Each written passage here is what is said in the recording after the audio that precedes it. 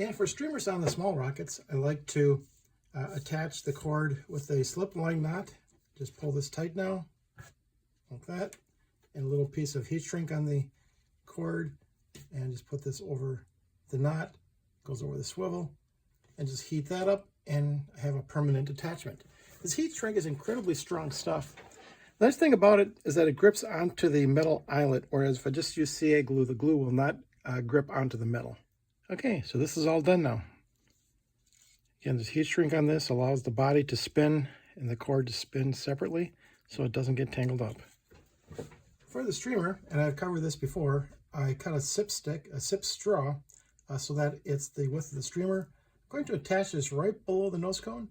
That way it won't slide around. So I don't have a Kevlar felt blanket in this. There's just not enough space. I could squeeze one in. I've done it before, but I find that it's easier to use a little bit longer streamer length and just attach this directly to the Kevlar cord on this particular type of rocket size.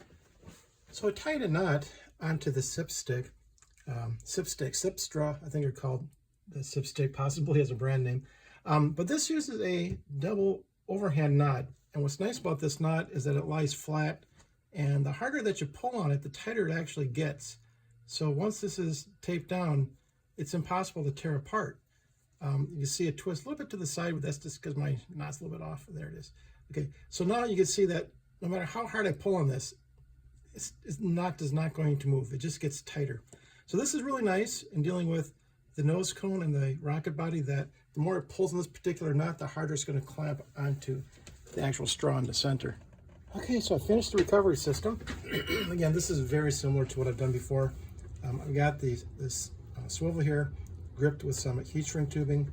I wound up the Kevlar cord, and here I attached the streamer directly onto the actual Kevlar cord. There's a little sip straw in there, and it's got that special knot that if you pull on this, it just tightens tighter, so it'll never tear off. I've never had one of these tear off. I just put it all together. I'm all set for flight, so hopefully get a chance to launch this in a couple months.